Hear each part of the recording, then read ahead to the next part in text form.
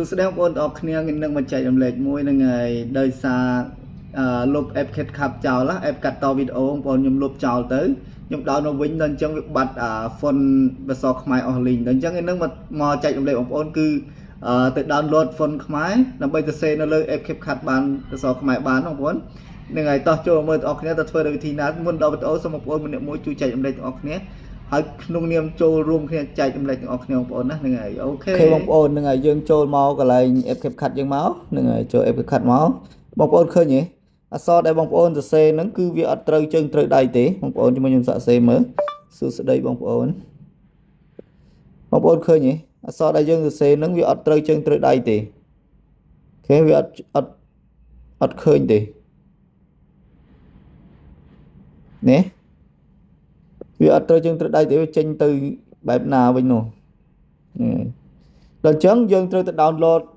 font ខ្មែរមួយសិនហ្នឹងហើយទីមួយបងប្អូនចុចមកលើ Google Chrome មកដើម្បីទៅ download font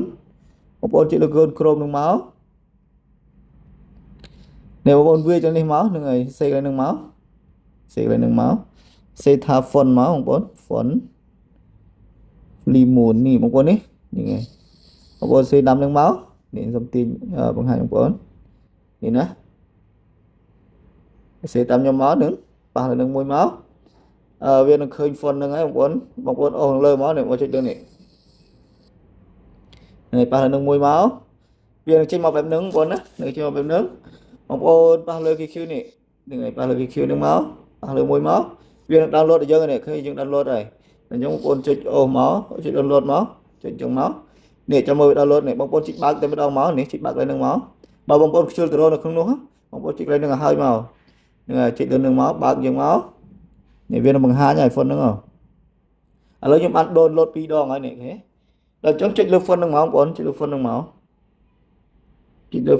នេះដែល font យើង down មិញប៉ះលើនឹងមួយមកវាឲ្យយើងស្រង់ហើយបងប្អូនស្រង់បំបែក font ហ្នឹងសិនកាលពីដំបូងវាមានតែមួយទេដល់យើងទៅបំបែកវាឲ្យបានច្រើនសិនណានេះចុចស្រង់យើងមកយកចុចពីស្រង់ទៀតមកអូខេ font នឹងបំបែកបានហើយចុចចូលមើលនេះទាំងអស់ហ្នឹងមាន font ប្រហែលបងប្អូនពី4 5 10 15 20 font បងប្អូន20 font ដល់បាន font ចឹងហើយបងប្អូនទៅធ្វើម៉េចតបាន font ចឹងហើយបងប្អូនត្រូវចុចចេញមកហ្នឹងចុចចេញមកចំណាំឈ្មោះ font ហ្នឹងណាបងប្អូននេះfont Lemon ណាហ្នឹងចំណាំហ្នឹងហើយរួចហើយយើងចុចមកលើ CapCut យើងវិញណាហ្នឹងហើយ CapCut យើងវិញចុចលើ CapCut យើងវិញមកបងប្អូនប៉ះលើ CapCut ហ្នឹងមកអូខេមុននឹងបងប្អូនទៅសេភាសាបាន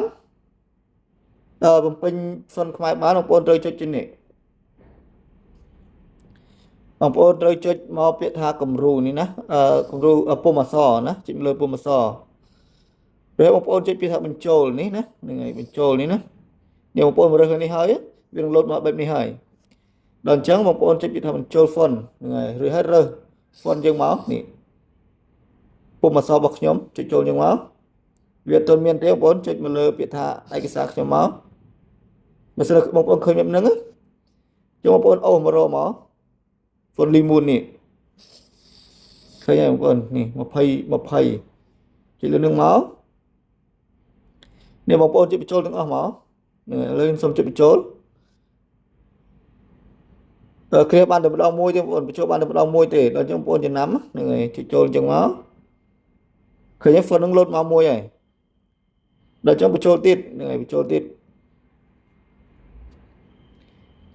បញ្ចូលមកបន្ទាប់មកយើងចំណាំបានហើយមិញ font ណានេះទី1 font ទី2រួចរាល់ក្រោយពីបងប្អូនបញ្ចូល font រួចអស់ហើយនេះ font នេះ20 font នេះបានបញ្ចូលរួចហើយហ្នឹងហើយដល់អញ្ចឹងបើសិនបងប្អូនចង់សរសេរភាសាខ្មែរបងប្អូនត្រូវសរសេរកន្លែងនេះសិនណាហ្នឹងហើយទៅសរសេរនៅលើ Chrome សិនណាហ្នឹងហើយណា Chrome មិញដើម្បីបានអក្សរខ្មែរមកហើយនឹងគប់ជាមួយ font ហ្នឹងបងប្អូនចុចលើ Chrome ដដែលបងប្អូនសរសេរពាក្យថា font ដូចគ្នាហ្នឹងហើយ font នេះបងប្អូនសរសេរពាក្យនេះមកនេះ font នេះមកខ្មែរ font នេះមកនេះហ្នឹងហើយសរសេរពាក្យហ្នឹងមកវាមិនចេញបែបនេះហើយបងប្អូន rồiให้បងប្អូន share download ទុកលើអេក្រង់មកចុចលើ tray 3នេះមកហ្នឹងហើយរួចចុចបន្ថែមលើអេក្រង់មកចុចបន្ថែមលើអេក្រង់មកគឺវាទៅនៅលើអេក្រង់ដែលយើង download កម្មវិធីហើយដល់អញ្ចឹងមុននឹងយើងសរសេរយើងចុចលើនេះចុចលើនេះសិនហ្នឹងហើយរួចហើយសរសេរចឹងមកឧទាហរណ៍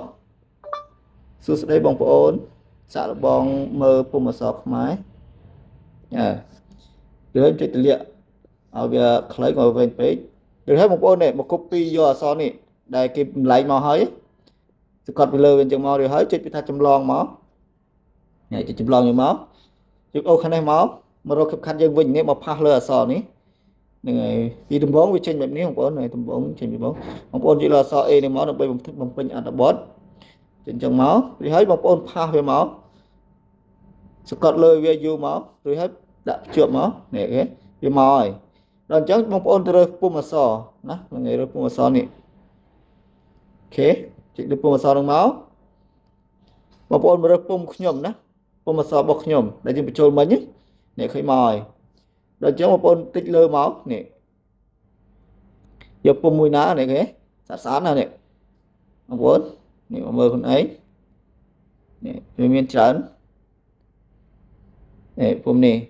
ដល់ពេលបានចឹងហើយបងប្អូនឃើញអក្សរជប់គ្នាមែនទេហ្នឹងហើយបងប្អូនចុចមកកន្លែង style នេះមកហ្នឹងហើយ style នឹងចេញមកជួយបងប្អូនអូអានេះអាក្រមទៅក្រមទៅផុតមករួចចោលទៅពេលថាដក clear ហ្នឹងហើយដក clear ចេញមកអូលើផុតមកនេះវានឹងឲ្យយើងដក clear ផុតពីគ្នាហើយដល់អញ្ចឹងបងប្អូនទាញមើលនេះតើអក្សរនឹងត្រូវអត់នេះហ្នឹងហើយបងប្អូនអាចសរសេរដាក់លើមុខវីដេអូយើងបានតែម្ដងណាហ្នឹងហើយឬចុចគ្រាសហ្មងបងប្អូនអត់ជួបបញ្ហាទេកន្លែងនេះគឺវាមានច្រើនហ្នឹងហើយមាន style យើងលេងច្រើនមែនតើនេះគេ